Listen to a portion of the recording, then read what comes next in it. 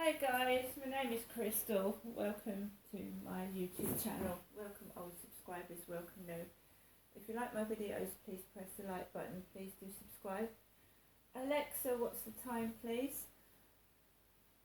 It's 6:03 p.m. So it's 6:03. I don't take Max out till a lot later on. Probably be about 9 o'clock this evening. Because I'm just feeling a little bit tired and Max has been out twice.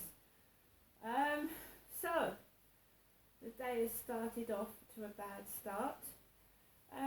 When you know the history about me, in 2008 I came down from Gloucestershire to Chatham to ask my parents for help because I was having trouble in Gloucestershire. My dad did not want to help me, so I remained in Chatham because my flat got repossessed. In Gloucestershire, there's a lot of noise going on next door. It sounds like someone's rattling the wall at the moment, but I will get this video done. So when I was up in Gloucestershire, I came down to Chatham in 2008 to get help because I was having trouble in Gloucestershire. My dad refused to help me. My flat got repossessed in Gloucestershire and I lost absolutely everything. Later on in 2008, I used to go and meet my father Derek. And my father Derek used to work at Brompton Barracks as a stock clerk. And as you know, the Queen, well you may not know, but the Queen visited Brompton Barracks. My dad Derek didn't actually meet the Queen, but she did visit Brompton Barracks while my dad was working there as a stock clerk. And I used to visit my dad, and it used to be guarded with soldiers armed with guns. So my dad took me in there, showed me around, and I sometimes used to sit with him in his office. One day in October 2008, I decided to go and get some Coca-Cola and a sandwich from Wilkinson's in the Pentagon Centre in Chatham. And I went and sat at a bench by Chatham Riverside with a can of Coke and my sandwich, and I was eating my sandwich and drinking my can of Coke when this foreign young man who was 19 approached me as if he knew me. He waved while I was sat on the bench. I'd just come down from Gloucestershire and I had a black eye because somebody had hit me from behind. They'd hit me over the head with a metal bar from behind, and I had a black eye because it hit me over the head, and it I think it was my right eye.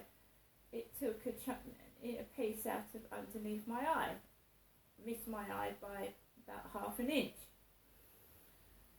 So I wasn't really with it, and I had a sore throat as well. I had a really bad sore throat and I was struggling to breathe.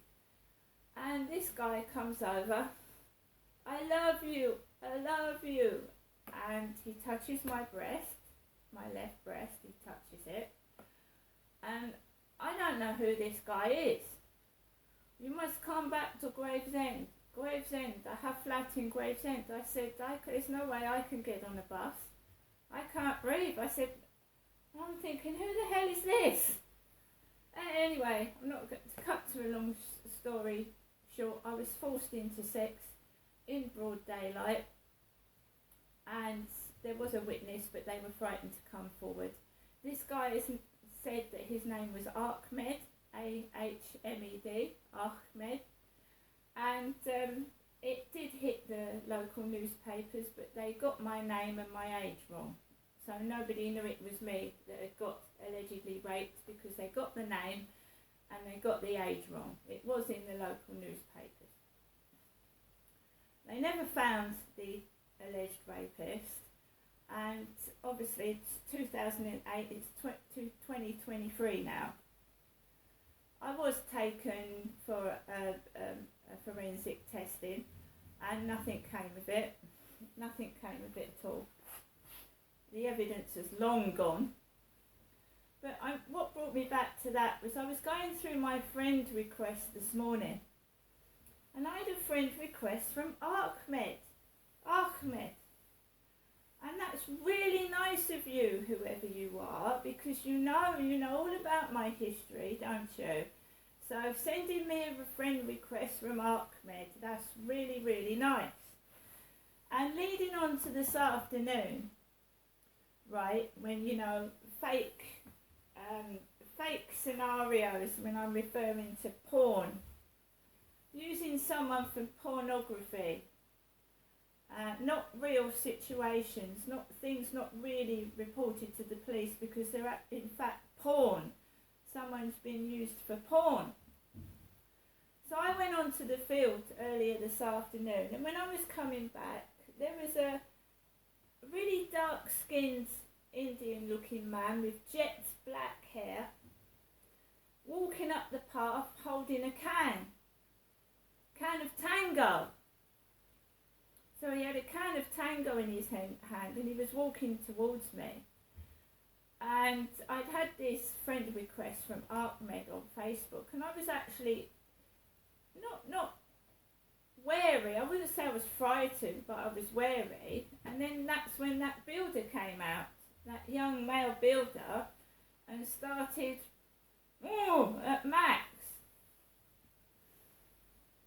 Now I have got a transvaginal scan on Friday. I have, me, Crystal, and they don't offer those to men because men don't have a vagina. I mean, I'm sure us educated people do know the difference between men and women, and I'm a woman, and they wouldn't be sending a man for a transvaginal scan, would they? You wouldn't be sending a man for a vaginal scan.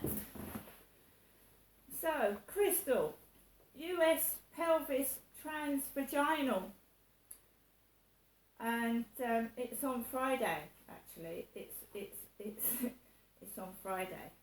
My scan is on Friday. Well, I was just reading the leaflet. They need you to drink a pint of water an hour before the scan. So I've got to sign this consent form because you don't have to have things if you don't want them. They have to have my signature for the scan. My signature. And it doesn't say male patients, does it? For female patients having a pelvic scan, it may be necessary to perform a transvaginal scan. This is done by putting a small probe into the vagina. This allows the sonographer or radiologist to obtain more detailed images of the uterus and ovaries. However, this is not always necessary. You will be asked to empty your bladder prior to having this scan. So, making out I'm a man, treating me like I'm a man, shoving me around, pushing me around like I'm a man, laughing at me. It's not nice, is it? They don't send men for transvaginal scans. A man doesn't have ovaries or a uterus.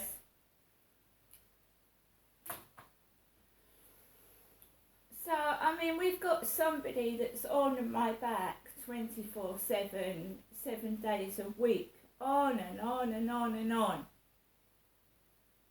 And I go out dressed for the weather conditions. It's cold. I'm wearing trousers and a t-shirt. And I go out with a coat on and a scarf and a hat if it's cold and windy by the riverside. There's nothing wrong with that.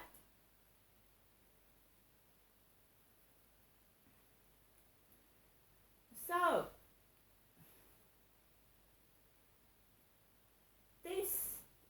it's no good contacting the police because they just can't be bothered.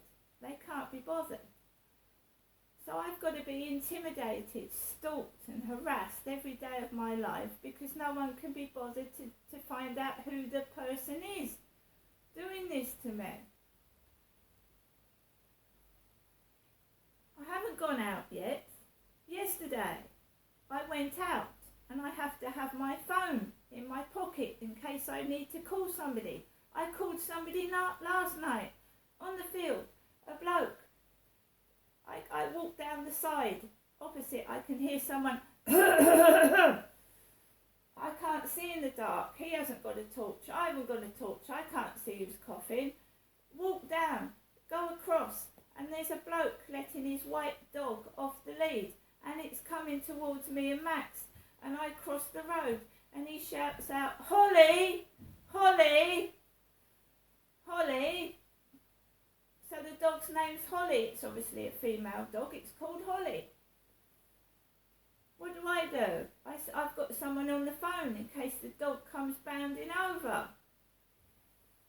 So every night I now have to call someone up on the phone because I can't see very well in the dark.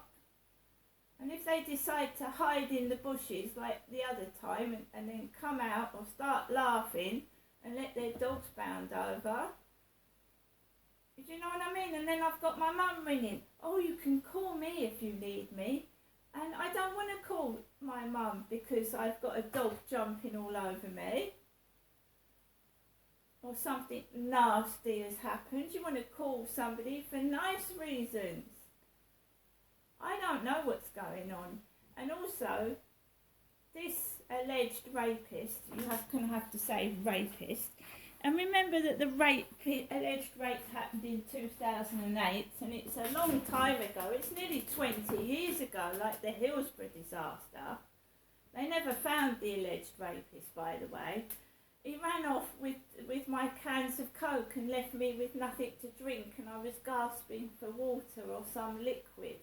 Very dry in the throat after he did what he had to do, and I was gasping for a drink, and he ran off with my Coke and he said, "Don't tell anyone about this."